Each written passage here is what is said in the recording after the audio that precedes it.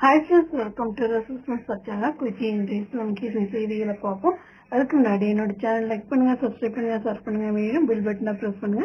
Manama Bahrain ராஜ்யம் அதன் குடிமக்கள், குடியிருப்பாளர்கள் மற்றும் பார்வையாளர்களின் பாதுகாப்பு மற்றும் பாதுகாப்பை உறுதி செய்யும் முன்னெச்சரிக்கை நடவடிக்கையாக அதன் வான்வெளிக்குள் அனைத்து விமான போக்குவரத்தையும் தற்காலிகமாக நிறுத்தி வைப்பதாக அறிவித்துள்ளது. தொடர்புடைய பஹ்ரைன் அதிகாரிகளால் எடுக்கப்பட்ட இந்த முடிவு அதிகரித்த பிராந்திய பதட்டங்களின் உச்சத்தில் வந்துள்ளது மற்றும் இது பரந்த அளவிலான தடுப்பு நடவடிக்கைகளின் ஒரு பகுதியாகும்.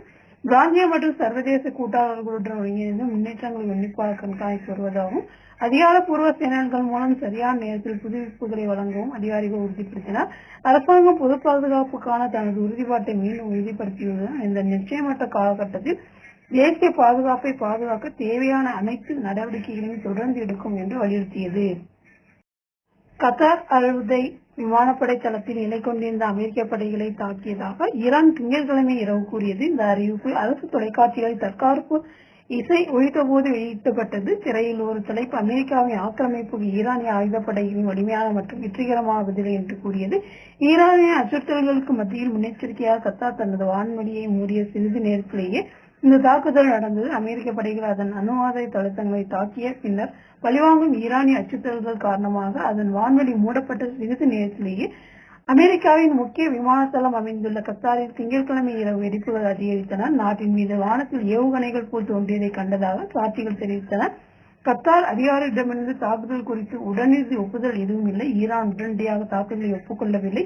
இருப்பினும் வெடிப்புகளுக்கு சற்று முன்பு அதன் ஜனாதிபதி மசூத் பெசேஷ்கியன் சமூக வலைதளமான எக்ஸில் எழுதினார், நாங்கள் போரை தொடங்கவில்லை அல்லது அதை தேடவில்லை, ஆனால் பெரிய ஈரானுக்கு படையெடுப்பை பதில் இல்லாமல் விடமாட்டோம்.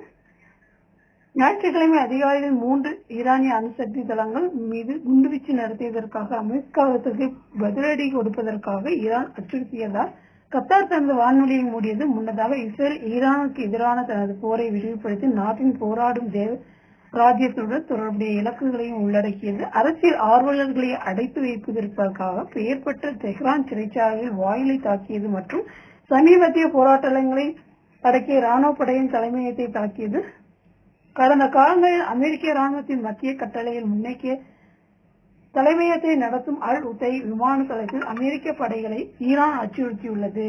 ஈரானிலிருந்து பாரசீக வளைகுடாவில் அப்பால் உள்ள கத்தார் ஈரானுடன் ராஜதந்திர உறவுகளை பேணுகிறது மற்றும் தெஹ்ரானுடன் ஒரு பெரிய கடல் இயற்கை எரிவாயு வயலை கொள்கிறது. அதிகாலையில் தெஹ்ரான் மீது அடர்ந்த புகைமூட்டங்கள் எழுந்தன. இஸ்ரேல் ஏவுகணை மற்றும் ட்ரோன்களின் மற்றொரு சமாயான தாக்குதல் தாக்கப்பட்டது. தெஹ்ரானின் வேகமாக முன்னேறி வரும் அணுசக்தி திட்டத்தை குறைவிக்க இஸ்ரேல் போரை தொடங்கியிலிருந்து இரு நாடுகளிலும் உள்ள பொதுமக்களுக்கு தொடர்ச்சியான தீ ஒரு யதார்த்தமாகிவிட்டது. மோதலில் 11வது நாளில் தெஹ்ரானின் மையத்தில் உள்ள ஆட்சி இலக்குகள் மற்றும் அரசாங்க அடக்குமுறை அமைப்புகளை தாக்கியதாக இஸ்ரேல் கூறியது. ஆனால் 1979 இஸ்லாமிய புரட்சிக்கு பின்னர் அவர்களின் பரம்பரை எதிரான ஈரான் அரசாங்கத்தை கவிழ்க்க அவர்கள் முயற்சிக்கவில்லை என்று இஸ்ரேலிய அதிகாரிகள் வலியுறுத்தினர். இஸ்ரேலிய ராணுவம் வரவிருக்கும் நாட்களில் தெஹ்ரானை சுற்றியுள்ள ராணுவ தளங்களை தொடர்ந்து தாக்கும் என்று ஈரானியர்களை எச்சரித்தது.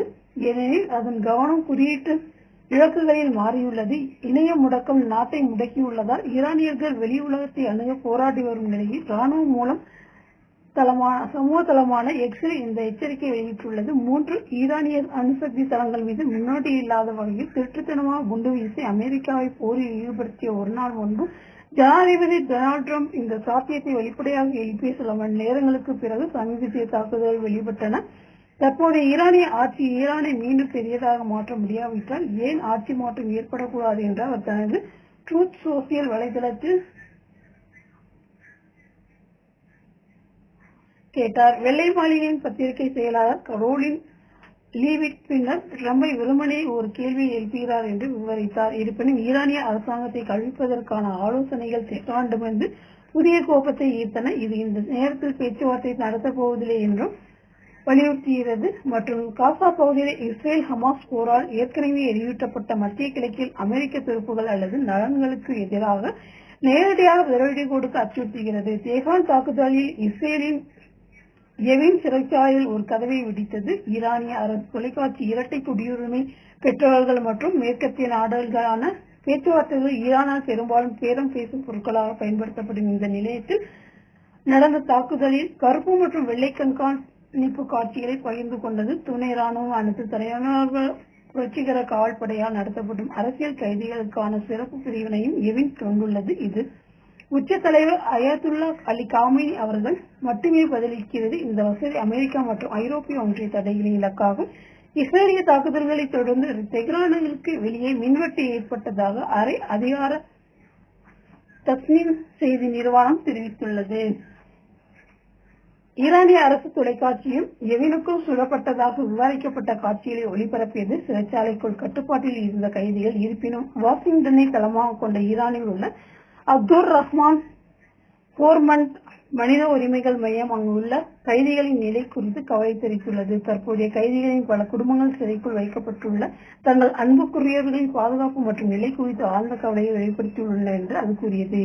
இதற்கிடையில் குவைத்துக்கான ஐரோப்பிய ஒன்றின் தூதர் ஆர் கோயிஸ்டினன் மோதல்களை தீர்ப்பதற்கு ராஜதந்திரம் தான் முக்கியம் என்று தனது நம்பிக்கையை உறுதிப்படுத்தினார். மேலும் பதற்றங்களை தணிப்பதற்கும் ஈரானிய அணுசக்தி பிரச்சினைக்கு நீடித்த தீர்வை அடைவதற்கும் இலக்காக கொண்ட அனைத்து ராஜதந்திர முயற்சிகளையும் ஐரோப்பிய ஒன்றியம் தொடர்ந்து ஆதரிக்கும் என்று வலியுறுத்தினார். பேச்சுவார்த்தை ஒப்பந்தம் மூலம் மட்டுமே இந்த பிரச்சனையை தீர்க்க முடியும் என்று அவர் வலியுறுத்தினார். நாளிதழுக்கு அளித்த பேட்டியில் ஐரோப்பிய ஒன்றியம் பிராந்தியத்தில் ஏற்படும் முன்னேற்றங்கள் உன்னிப்பாக கண்காணித்து வருவதாக தூதர் கோயிஸ்டியன் கூறினார். ஐரோப்பிய ஒன்றியத்தின் 27 உறுப்பு நாடுகளின் சார்பாக வெளியுறவு மற்றும் பாதுகாப்பு கொள்கைக்கான ஐரோப்பிய ஒன்றிய உயர் பிரதிநிதி காஜா கல்லாஸ் அவர்கள் சமீபத்தில் வெளியிட்ட அறிக்கையை அவர் குறிப்பிட்டார். ஈரான் மீதான இஸ்ரேலிய தாக்குதல்களை தொடர்ந்து ஆபத்தான அதிகரிப்பு மற்றும் தெஹ்ரானின் பதில் குறித்து ஐரோப்பிய ஒன்றியத்தின் ஆழ்ந்த கவலையை இந்த அறிக்கை வெளிப்படுத்தியுள்ளது. ஐரோப்பிய ஒன்றியம் பிராந்திய பாதுகாப்பு மற்றும் ஸ்திரத்தன்மைக்கு உறுதியாக உறுதி பூண்டுள்ளது என்றும் சர்வதேச சட்டத்தை நிலைநிறுத்தவும் அதிகபட்ச கட்டுப்பாட்டை கடைபிடிக்கவும் கதிரியக்க பொருட்களின் சாத்தியமான கசிவு போன்ற கடுமையான விளைவுகளை தூண்டக்கூடிய செயல்களை தவிர்க்கவும் அனைத்து தரப்பினரையும் கேட்டுக்கொண்டதாக தூதர் கோயிஸ்டினன் அவர்கள் விளக்கினார். ஈரானை அணு ஆயுதத்தை உருவாக்கவோ அல்லது வைத்திருக்கவோ அனுமதிக்க கூடாது என்ற ஐரோப்பிய ஒன்றியம் சமீபத்திற்கு இடமின்றி நம்புகிறது. மேலும் அணு ஆயுத பரவல் தடை ஒப்பந்தத்தின் கீழ் ஈரான் அதன் சட்டப்பூர்வமாக பிணைக்கப்பட்ட அணுசக்தி பாதுகாப்பு கடமைகளை நிறைவேற்றவில்லை என்று முடிவுக்கு IAEA ஆளுநர்கள் குழுவை வழிநடத்திய சமீபத்திய சர்வதேச அணுசக்தி முகாமை அறிக்கை குறித்து அது கவலை கொண்டுள்ளது. இந்த கவலைகள் இருந்தபோதிலும் நீடித்த பாதுகாப்பு ராணுவ மோதல்கள் மூலம் அல்ல, ராஜதந்திரத்தின் மூலம் மட்டுமே அடைய முடியும் என்று ஐரோப்பிய ஒன்றியம் நம்புகிறது. இதற்கிடையே குவைத்தில் உள்ள பிரெஞ்சு தூதரகம் தற்போதைய பிராந்தியத்தில் உள்ள பிரெஞ்சு குடிமக்களை அதிக அளவில் விழிப்புடன் ஈர்க்கவும் ஆர்ப்பாட்டங்கள் மற்றும் கூட்டங்களை தவிர்க்கவும் வலியுறுத்தியுள்ளது. திங்களன்று அதன் எக்ஸ் கணக்கில் வெளியிட்ட பாதுகாப்பு எச்சரிக்கையில் மத்திய கிழக்கில் மோசமடைந்து வரும் பாதுகாப்பு நிலைமையை தூதரகம் சுட்டிக்காட்டியது. பிராந்தியத்தில் ஏற்படும் முன்னேற்றங்களை பொறுத்து பிராந்தியத்தில் உள்ள பல நாடுகளில் வான்வெளி மூடப்பட்ட காரணமாக விமானத்து தாமதங்கள் அல்லது ஒத்திவைப்புகள் ஏற்படலாம். விமான நிலையை சரிபார்க்கவும் தேவைப்பட்டால் மாற்று வரிகளை கண்டறியவும் விமான நிறுவனத்தை முன்கூட்டியே தொடர்பு கொள்வது நல்லது. நெருக்கடி அல்லது அவசர நிலை ஏற்பட்டால் பயனுள்ள தகவல்களை கொண்ட குவைத் உள்துறை அமைச்சர் வலைத்தளத்திலும் ஒரு வழிகாட்டி கிடைக்கிறது என்று அது மேலும் கூறியது. பின்னர் குவைத்தில் உள்ள பிரெஞ்சு குடியிருப்பாளர்கள் வெளிநாட்டு பிரெஞ்சு குடிமக்கள் பதிவேற்றில் பதிவு செய்யுமாறும் ஏற்கனவே பதிவு செய்தவர்கள் தேவைப்பட்டால் சேவை பொது FR வலைத்தளத்தின் மூலம் தங்கள் தொடர்பு தகவலை புதுப்பிக்கவும் வெளிநாட்டில் வசிக்கும் முகவரி புலத்தை திறப்பவும் தெருப்புறத்தில் பகுதி குறியீட்டை எழுதவும் அழைப்பு விடுத்தது. ஈரான், ஈராக், ஜோர்டான், இஸ்ரேல் மற்றும் பாலஸ்தீன பிரதேசங்கள், லெபனான் மற்றும் சிரியா ஆகிய நாடுகளுக்கு வரும் நாட்களில் பயணம் செய்வதை தடுக்கவும் அது அழைப்பு விடுத்துள்ளது. தற்போது இந்த நாடுகளில் போக்குவரத்து வசதியில் உள்ள பிரெஞ்சு குடிமக்கள் பிரெஞ்சு வெளியுறவு அமைச்சகத்தின் அரியல் தளத்தில் பதிவு செய்ய வேண்டும் என்பதை குறிக்கிறது. குவைத்தில் உள்ள பிரெஞ்சு தூதரகத்தின் வலைத்தளத்தை பார்வையிட்டு அதிகாரப்பூர்வ பயண ஆலோசனையை மதிப்பாய்வு செய்வதன் மூலம் முன்னேற்றங்களை தொடர்ந்து கண்காணிக்கவும் அது வலியுறுத்தியுள்ளது. கூடுதலாக குவைத்துக்கான ஓமன் தூதர் டாக்டர் சலே அல் கரூசி அவர்கள் நாட்டில் உள்ள ஓமன் சுல்தானகத்தின் தூதரகம் ஈரான் இஸ்லாமிய குடியரசில் இருந்து குவைத் மாநிலத்தின் எல்லைகள் வழியாக அதன் குடிமக்கள் திரும்புவதை தொடர்ந்து கண்காணித்து வருவதாக அறிவித்தார். திங்களன்று ஒரு செய்திக்குறிப்பில் அல் கரூசி ஒரு செய்திக்குறிப்பில் வெளியேறும் நபர்களின் எண்ணிக்கை 100-ஐ தாண்டியதாக தெரிவித்தார். அவர்களில் பெரும்பாலும் ஓமானிய குடிமக்கள், சில சகோதர மற்றும் நட்பு நாடுகளின் குடிமக்கள் வெளியேறும் வேகத்திலும் எளிமையிலும் குறிப்பிடத்தக்க தளத்தை ஏற்படுத்தியுள்ளது. வெளியுறவு மற்றும் உள்துறை அமைச்சகங்கள் மற்றும் குவைத்தில் உள்ள பிற சம்பந்தப்பட்ட அதிகாரிகள் முயற்சிகள் மற்றும் உதவிக்காக அவர் தனது ஆழ்ந்த நன்றியையும் பாராட்டையும் தெரிவித்துள்ளார்.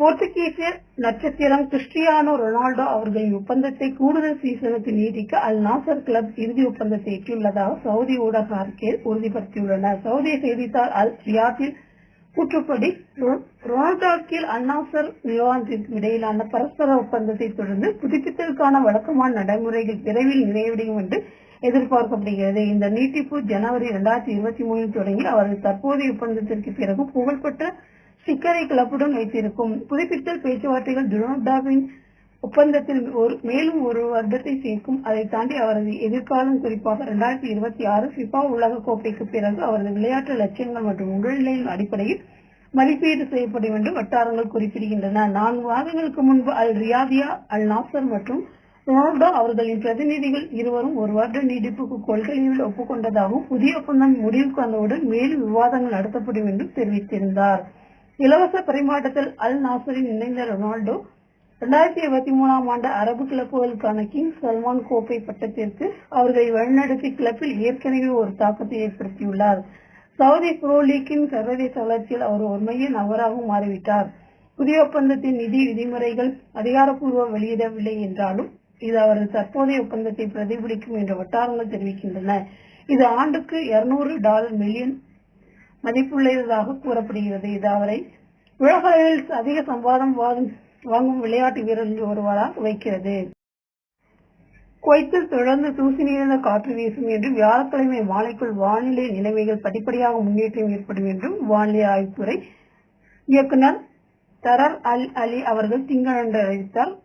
குணா செய்தி நிலையத்துடன் பேசிய அல் அலி அவர்கள் தற்போதைய வானிலை முறை இந்திய பருவமழை காற்றழுத்த தாழ்வு மண்டலத்தின் விரிவாக்கத்தால் பாதிக்கப்படுகிறது என்றும் அதனுடன் வெப்பமான மற்றும் வறண்ட காற்று நிலை ஏற்படுகிறது என்றும் விளக்கினார். இந்த அமைப்பு மீதமானது முதல் சுறுசுறுப்பான வடமேற்கு காற்றுடன் சேர்ந்து தூசியை கிளறி கிடைமட்ட தெரிவுகளை குறிக்கிறது. குறிப்பாக சிறந்த பகுதிகளில் காற்றின் வேகம் மணிக்கு 25 முதல் 50 கிலோமீட்டர் வரை இருக்கும் என்றும் இதன் நிலைவாக கடல் அலைகள் 6 அடிக்கு மேலே எழும்பும் என்றும் அவர் குறிப்பிட்டார். திங்கள் மற்றும் செவ்வாய்க்கிழமைகளில் காற்றின் தீவிரம் மேலும் அதிகரிக்கும் என்றும் மணிக்கு 35 முதல் 65 கிலோமீட்டர் வேகத்தில் காற்று வீசும் என்றும் அல் அலி அவர்கள் எச்சரித்தார். இதை கிடைமக்க திரைநிலையை 1000 மீட்டருக்கும் குறைவாக குறைக்கக்கூடும்.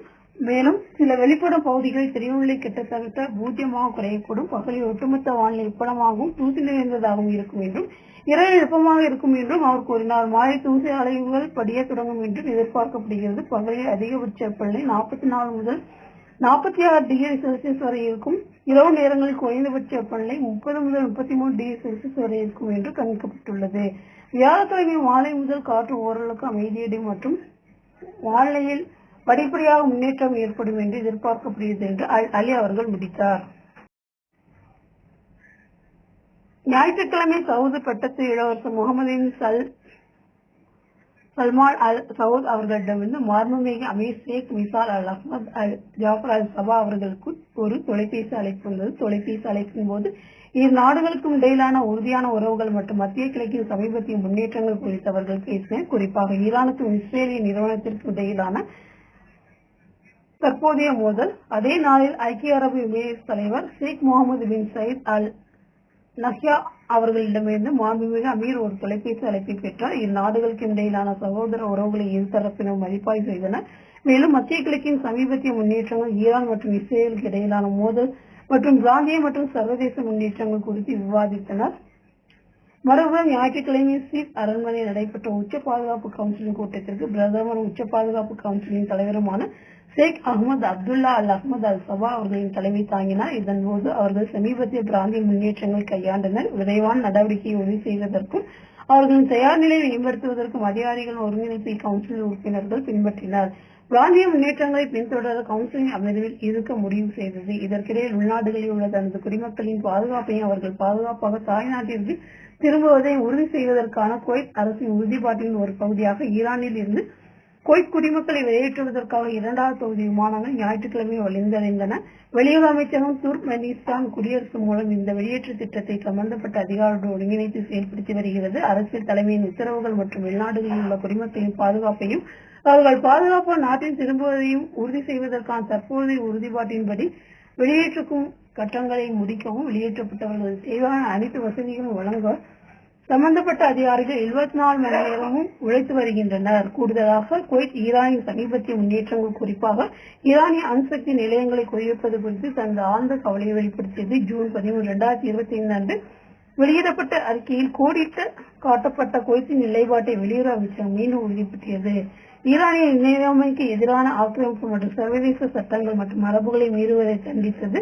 பிராந்தியத்தில் பாதுகாப்பு மற்றும் ஸ்திரத்தன்மையை பேணுவதற்காக இந்த மீறல்களை தடுப்பதில் சர்வதேச சமூகமும் ஐக்கிய நாடுகள் பாதுகாப்பு கவுன்சிலும் தங்கள் பொறுப்புகளை ஏற்க வேண்டும் என்றும் அது வலியுறுத்தியது.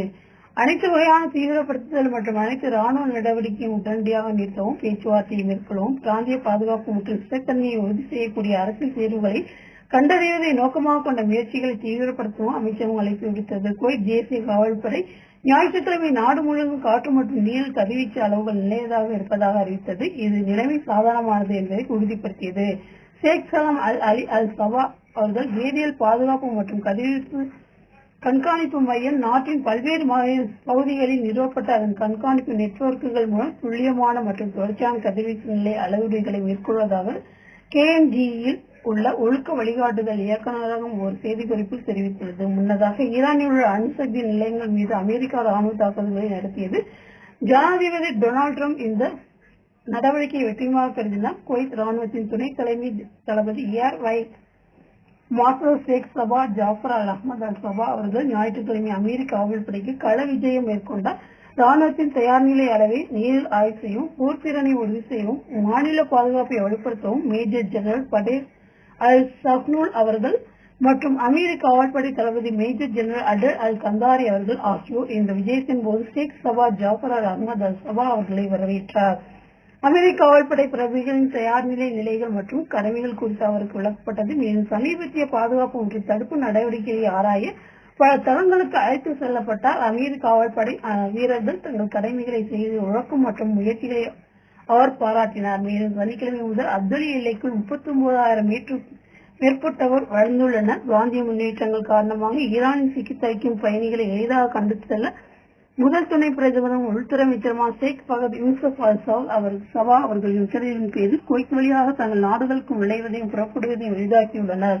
அனைத்து குவைத் பயணிகளும் குடிமக்கள் மற்றும் வெளியுறவு ஒத்துழைப்பு கவுன்சில் நாடுகளின் குடியிருப்பாளர்கள், ராஜதந்திர பணிகள் உறுப்பினர்கள் மற்றும் தூதரக ஊழியர்கள் எல்லை வழியாக நுழைவு மற்றும் புறப்படும் நடைமுறையை எளிதாக்க ஷேக் ஃபகத் அல் யூசுப் அவர்கள் அறிவித்தல்களை வெளியிட்டதாக இலை இயக்குநர் கர்னல் வலீத் அல் அஸ்மி அவர்கள் உறுதிப்படுத்தினார். சில நாட்டினர் நுழைவுக்கான அனைத்து சிரமங்களையும் சமாளிக்க வெளியுறவு அமைச்சகத்துடன் ஒருங்கிணைந்து விதிவிலக்குகள் செய்யப்பட்டுள்ளதாக அல் அஸ்மி அல் அக்பர் அவர்கள் சேனலுக்கு அளித்த பேட்டியில் தெரிவித்துள்ளார். இந்த விதிவிலக்குகள் போய் சர்வதேச விமான நிலையத்தின் எல்லை வழியாக சென்று பின்னர் அவர்களின் சொந்த நாடுகளுக்கு செல்ல 7 நாள் போக்குவரத்து விசா வழங்குவதும் அடங்கும் என்று அவர் கூறினார். இது விமான நிலையம் வழியாக நாட்டிற்கு உள்ளே பின்னர் அப்துல் எல்லையை கடந்த பயணிகளுக்கு கூடுதலாகும் என்று அவர் கூறினார். சுகாதார அமைச்சகத்தின் ஒத்துழைப்புடன் எல்லையில் விரிவான மருத்துவ சேவைகள் வழங்கப்பட்டுள்ளன என்றும், ஆம்புலன்ஸ்கள் 24 மணி நேரம் கிடைக்கின்றன என்றும், எல்லைக்கு வரும் நோயாளிகளுக்கு பரிசோதிக்க ஒரு மருத்துவர் பணியில் இருக்கிறார் என்றும் அவர் கூறினார். தற்போதைய சூழ்நிலையில் இது அரசாங்கத்தின் அவசர திட்டத்தின் ஒரு பகுதியாக சில நோயாளிகள் மருத்துவமனைக்கு மாற்றப்பட்டுள்ளனர் என்று அவர் வெளிப்படுத்தினார். அதிகாரப்பூர்வமற்ற சமூக ஊடகங்களை பரவி வரும் வதந்திகள் மற்றும் தவறான தகவல்களை கருத்தில் கொண்டு தகவலின் துல்லியம் மற்றும் ஒருமைப்பாட்டை உறுதி செய்வதற்காக அதிகாரப்பூர்வ மற்றும் நம்பகமான ஆதாரங்களில் இருந்து தகவல்களை பெறுமாறு அவர் பொதுமக்களை வலியுறுத்தினார். மேலும் ஞாயிற்றுக்கிழமை ஒரு செய்திக்குறிப்பில் நிதியமைச்சகம் நிதி சேவை தொடர்ச்சியை உயர் செயல்திறனுடன் உறுதி செய்வதற்கும், அனைத்து சூழ்நிலைகளும் அரசாங்க செயல்திறனை பராமரிப்பதற்கும் அதன் அவசர திட்டத்தை செயல்படுத்துவதை உறுதிப்படுத்தியது. கிழக்கு மற்றும் தெற்கு அமைச்சக வளாகத்தில் உள்ள தங்குமிடங்களை சுமார் 900 பேருக்கு இடமளிக்கும் வகையில் முழு தொழில்நுட்பம் மற்றும் சேவை திறன்களுடன் நிறுத்தப்படுவது போன்ற பல முன்னெச்சரிக்கை நடவடிக்கைகளை அமைச்சகம் எடுத்துள்ளதாக அமைச்சகம் சுட்டிக்காட்டியது. இந்த தங்குமிடங்கள் C4 என வகைப்படுத்தப்பட்டுள்ளன. மேலும் அவை சிறந்த நிலையில் உள்ளன. கிழக்கு வாகன ஏற்றுமிடத்தில் உள்ள சேமிப்பு வசதிகள் தேவைப்படும் போது பயன்படுத்த ஒத்துழைக்கப்பட்டுள்ளன. மாற்று சாதனங்களை பயன்படுத்தி நிதி அமைப்புகளை செயல்படுத்துவதும், சிறப்பு பாதுகாப்பு திட்டங்கள் மூலம் பாதுகாப்பான மின்னணு சூழலில் தொலைதூர பயணிகளை செயல்படுத்துவதும் இந்த நடவடிக்கைகள் அடங்கும். கூடுதலாக வளைகுடா ஒத்துழைப்பு கவுன்சிலின் பொது செயலாளர் ஜாஃபர் முகமது அல் பதைவி அவர்கள் அமெரிக்க ஈரானிய அணுசக்தி நிலையங்களை குறிவைப்பது பதட்டங்களை அதிகரிக்கும் மற்றும் பிராந்தியத்தில் பாதுகாப்பு மற்றும் ஸ்திரத்தன்மையை பாதிக்கும் என்று வலியுறுத்தினார். பிராந்தியத்தில் ஏற்படும் முன்னேற்றங்கள் குறித்து ஜிசிசி அமைச்சர்கள் குழுவின் 48வது அசாதாரண அமைச்சர்கள் கூட்டத்தில் வெளியிடப்பட்ட அறிக்கையின் உள்ளடக்கங்களையும் பிராந்தியத்தின் பாதுகாப்பு மற்றும் ஸ்திரத்தன்மைக்கு அச்சுறுத்தலாக இருக்கும் அனைத்தையும் ஜிசிசி கண்டித்ததையும் ஜிசிசி உறுதிப்படுத்தியதாக அவர் கூறினார். பதட்டங்களை தணிக்க அனைத்து தரப்பிலும் கூட்டு முயற்சிகளை மேற்கொள்ள வேண்டும். மோதல்களை தீர்ப்பதற்கான ஒரு பயனுள்ள வழிமுறையாக ராஜதந்திரத்தை ஏற்றுக்கொள்ள வேண்டும். மேலும் பிராந்தியத்தையும் அதன் மக்களையும் போரின் ஆபத்துகளிலிருந்து காப்பாற்ற மிக உயர்ந்த அளவிலான சுய கட்டுப்பாட்டை பயன்படுத்த வேண்டும் என்பதை அவர் அடிக்கோடிட்டு காட்டினார். பிராந்திய பதட்டங்களை காரணம் காட்டி அமைச்சகங்கள் மற்றும் அரசு நிறுவனங்களில் 70% ஊழியர்களுக்கு தொலைதூரத்தில் பணிபுரியும் கொள்கையை ஞாயிற்றுக்கிழமை பக்ரைன் செயல்படுத்தியது. பக்ரைன் செய்தி நிறுவனம் தெரிவித்தபடி உடல் இருப்பு அவசியமான அல்லது அவசர நிலைகளுக்கு குறிப்பிடப்பட்ட நடைமுறைகளை கொண்ட துறைகளை இந்த முடிவு விளக்குகிறது. மறு அறிவிப்பு வருமுறை இந்த கொள்கை பொது பாதுகாப்பு தேவைகளுக்கு ஏற்ப செயல்படுத்தப்படும். இதற்கிடையே பக்ரைனின் உள்துறை அமைச்சகம் சமூக ஊடக தளமான எக்ஸில் பொதுமக்களை பொது பாதுகாப்பை பராமரிக்கவும் சம்பந்தப்பட்ட அதிகாரிகள் சாலையை திறமையாக பயன்படுத்தவும் தேவைப்படும் போது மட்டுமே பிரதான சாலைகளை பயன்படுத்துமாறு வலியுறுத்தியது. கூடுதலாக பக்ரைன் கல்வி அமைச்சகம் அனைத்து கல்வி நிறுவனங்களுக்கும் அங்கீகரிக்கப்பட்ட திட்டத்தின் கீழ் முன்னெச்சரிக்கை நடவடிக்கையாக கல்வி நடவடிக்கைகளால் டிஜிட்டல் தளங்கள் செயல்படுத்தியது. ஐரோப்பியா உட்பட பெரும்பாலான நாடுகள் வளைகுடா எண்ணெயை சார்ந்திருப்பதன் விளைவாக எண்ணெய் விலையில் 1973 ஆண்டு போரில் சவுதி அரேபியாவின் பங்கை ஆதரிப்பாக குறிப்பிட்டார். அந்த போரின் வெப்பத்தில் மன்னர் பைசல் எண்ணெய் ஏற்றுமதியை தடை செய்ய தனது வரலாற்று சிறப்புமிக்க முடிவை எடுத்தார். இது ஐரோப்பாவில் கால்நடை பயன்பாட்டை நிறுத்த வலியுறுத்தியது மற்றும் ஐரோப்பிய நாடுகளில் வசிப்பவர்களை மீண்டும் சைக்கிள் ஓட்ட தூண்டியது. பக்கம் 1 தொடர்ச்சி அமெரிக்கா ஞாயிற்றுக்கிழமை அதிகாலை ஈரானுக்கு எதிரான இஸ்ரேல் போரில் தன்னை செருகிக் கொண்டது. இது பல மாதங்களாக தோல்வியடைந்த ஒரு யுரேனியம் செறிவூட்டல் தளத்தின் மீது 30,000 பவுண்டுகள் எடையுள்ள குண்டுகளை வீசியது. இஸ்லாமிய குடியரசின் அணுசக்தி திட்டத்தை அளிக்கும் நோக்கில் ஒரு ஆபத்தான சூழ்ச்சியாகும். இந்த தாக்குதல் மிகப்பெரிய சிவப்பு கோட்டை தாண்டியதற்காக அமெரிக்காவை ஈரான் கடுமையாக சாட்டியதால் பரந்த பிராந்திய மோதல் ஏற்படும் என்ற அச்சத்தை தூண்டியது. அமெரிக்கா டஜன் கணக்கான ஏவுகணைகளை ஏவியது. மேலும் வெள்ளை மாளிகையில் இருந்து தொலைக்காட்சியில் ஒளிபரப்பான உரையில் ஜனாதிபதி டொனால்டு டிரம்ப் தங்குவதின் கலவையானது 3 அணுசக்தி தளங்களை முழுமையாக அளித்துவிட்டது என்று கூறினார். இருப்பினும் தாக்குதலால் ஏற்பட்ட சேதத்தை மதிப்பிடுவது இன்னும் நடந்து வருவதாக அமெரிக்க பாதுகாப்பு அதிகாரிகள் தெரிவித்தனர். சில மணி நேரங்களுக்கு பிறகு ஈரானிய வெளியுறவு அமைச்சர் அப்பாஸ் அரக்சி அவர்கள் ராஜதந்திரத்திற்கான நேரம் கடந்துவிட்டதாகவும் தனது நாட்டிற்கு தன்னை தற்காத்துக் கொள்ள உரிமை உண்டு என்றும் கூறினார். தனது நாட்டில் நடப்பு நாடான ரஷ்யாவுடன் நிலைகளில் ஒருங்கிணைந்த உடனடியாக மாஸ்கோவில் விமானத்தில் செல்வதாக அரக்சி அவர்கள் கூறினார். வாஷிங்டனில் உள்ள போர் வெறி மற்றும் சட்டவிரோத நிர்வாகம் அதன் ஆக்கிரமிப்பு செயலின் ஆபத்தான விளைவுகள் மற்றும் தொழில்நோக்கு தாக்கங்களுக்கு முற்றிலும் மற்றும் முழுமையாக பொறுப்பாகும் என்று அவர் துருக்கியில் செய்தியாளர்களிடம் குறிப்பிட்டார்.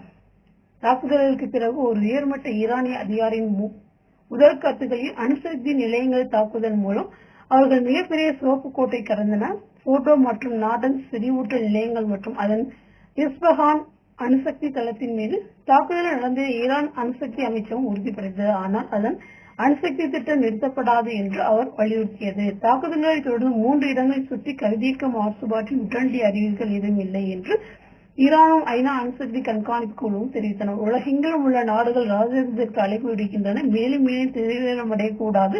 9 நாட்களாக ஈரானுடைய போரில் ஈடுபட்டுள்ள அதன் நட்பு நாடான இஸ்ரேலுடன் சேர்ந்து அமெரிக்கா ஈரானை தொடர்ந்து தாக்குமா என்பது தெளிவாக தெரியவில்லை. ஆனால் அமெரிக்க பாதுகாப்பு செயலாளர் பீட் ஹெக்ஸெட் அவர்கள் அமெரிக்காவை போரை நாடவில்லை என்றும் இந்த நடவடிக்கை முறையற்றதாக இருக்காது என்றும் கூறினார்.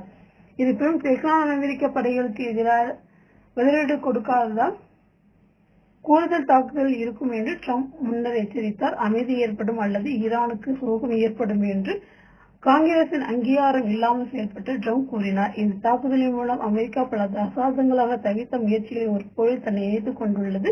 ஏனெனில் அது தலை சுற்ற வைக்கும் அளவுக்கு அதிக ஆபத்தை விளைவித்துள்ளது. வெற்றி என்பது ஈரான் அணுசக்தி அபிலாசைகளை முற்றிலுமாக முடிவுக்கு கொண்டு வருவதும் இஸ்ரேல் பாதுகாப்பிற்கான கடைசி குறிப்பிட்ட அச்சுறுத்தலை நீக்குவது ஆகும். ஆனால் தோல்வி அல்லது எல்லை மீறி செல்வது அமெரிக்காவின் மத்திய கிழக்கில் மற்றொரு நீண்ட மற்றும் கணிக்க முடியாத மோதல் சூழலில் தள்ளவிடும்.